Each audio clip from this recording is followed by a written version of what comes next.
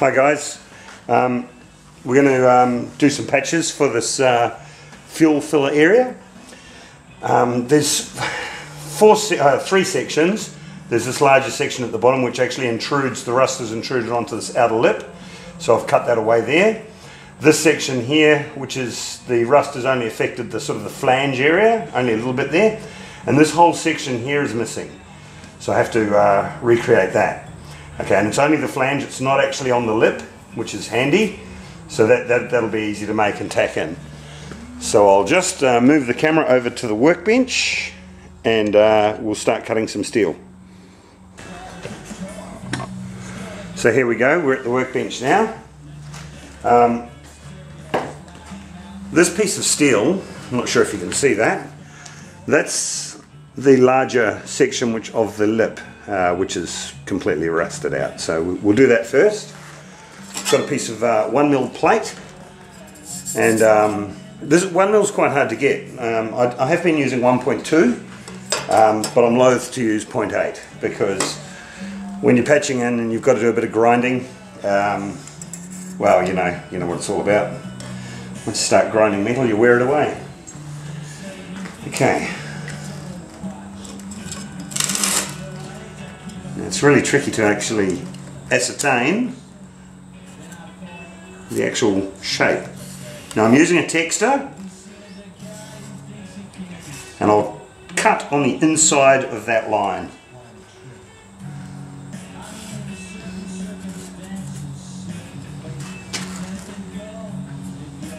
Now I've just got to sort of roughly wing that.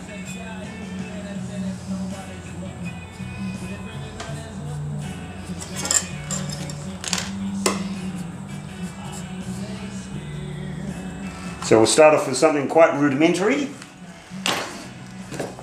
Must use those. And gloves are handy too.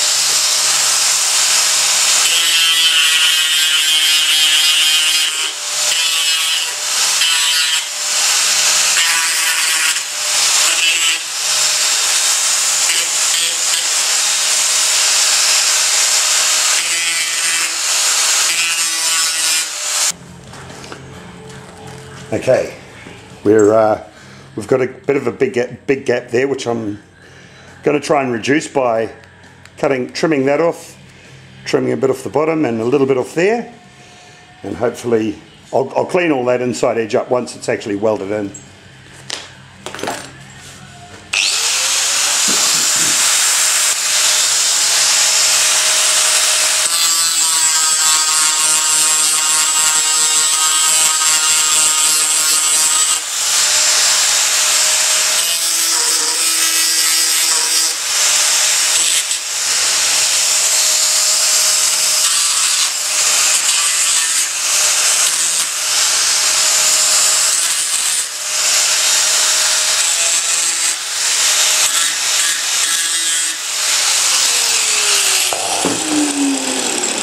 Now there's it's just a slight bend in the profile as well, just for basically to follow the body line. That looks about right. Let's see how we go.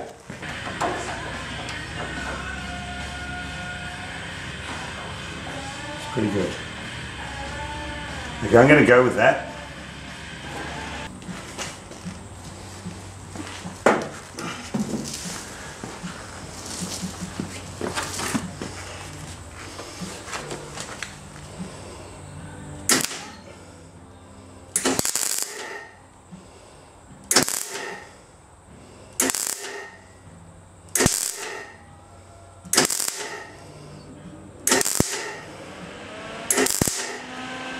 Oops, got the wrong gloves on.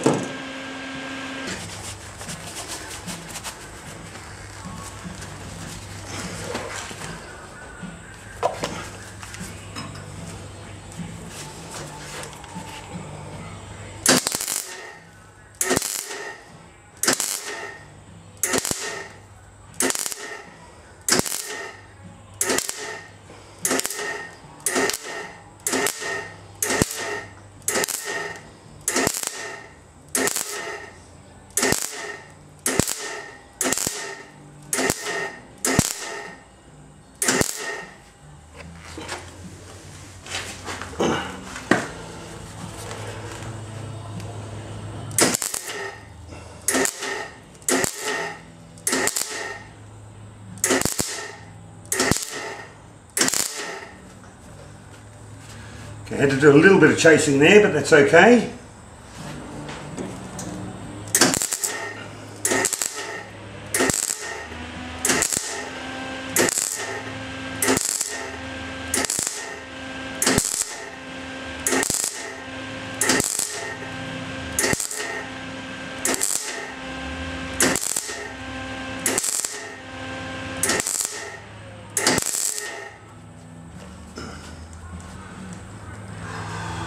That's good.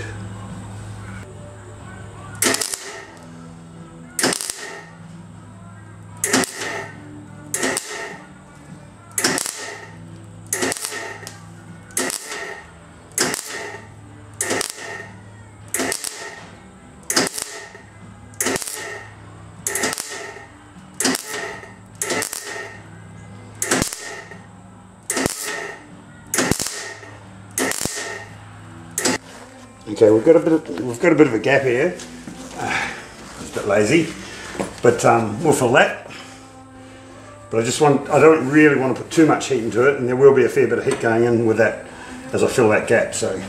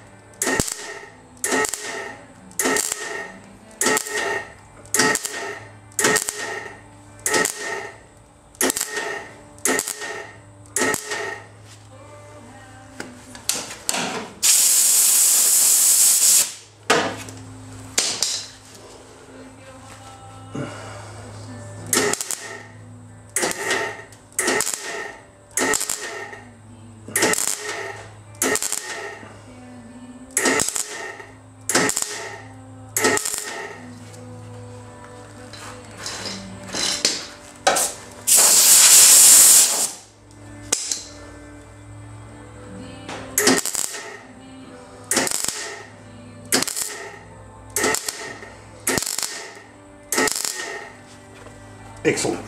Old grinder discs, because the smaller they are, the better they are. Find them pretty aggressive when they're brand new. Plus also, you know, they're too big. You can't get into nice little areas like that. And this is perfect. I just hope I don't shower the camera with sparks.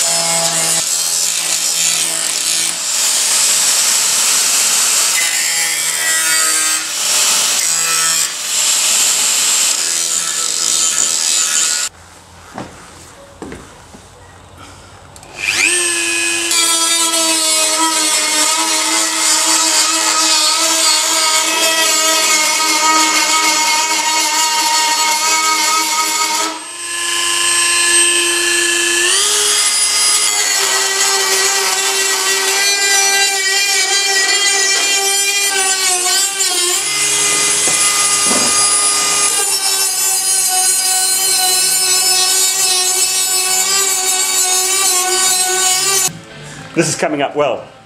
The Dremel is, those things are brilliant. You know, $180 or something like that. They basically last one car resto.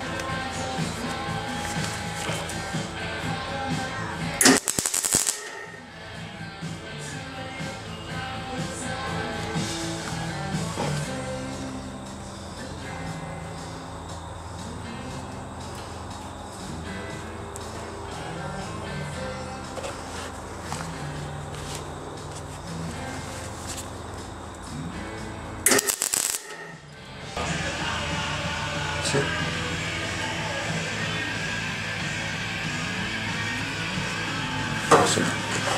I'll be back.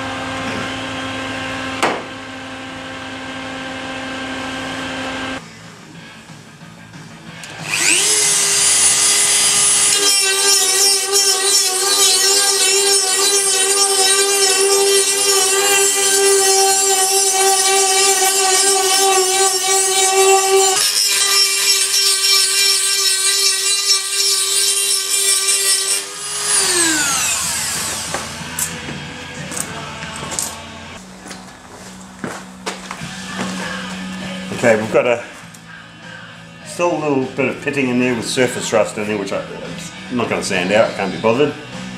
And don't want to eat too far into the steel. POR15, the metal ready, in a spray bottle. We'll just give it a little drink. This stuff's pretty savage actually. Supposed to keep it wet for half an hour, or I'll just,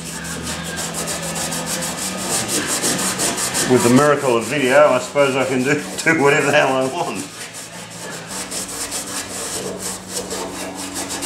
And the only reason why I'm doing this here is just for something to do. I've got to get the engine out of the car, and I can't get that out of the car until I get my excavator home, because I use the excavator to pull it out. I don't have an engine hoist, the roof's not strong enough to winch it up onto. So I'm just going to fluff around on other parts. Alright, that's been half an hour. You'll never know, will you? In this bottle here, it just got water. You're supposed to wash it off, so I just got this full of water. Give it a good wash. And I've gone away from using rags. Well, I still use rags, but paper towels, mate. Throw them away. They work good.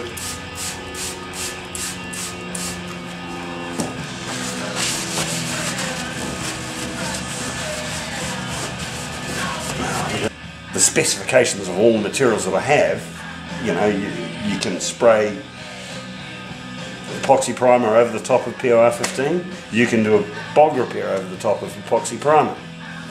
So technically, doing that is okay. When I do weld this in, there's 8 welds, it's going to burn the POR15, but it'll only burn back as much as it needs to.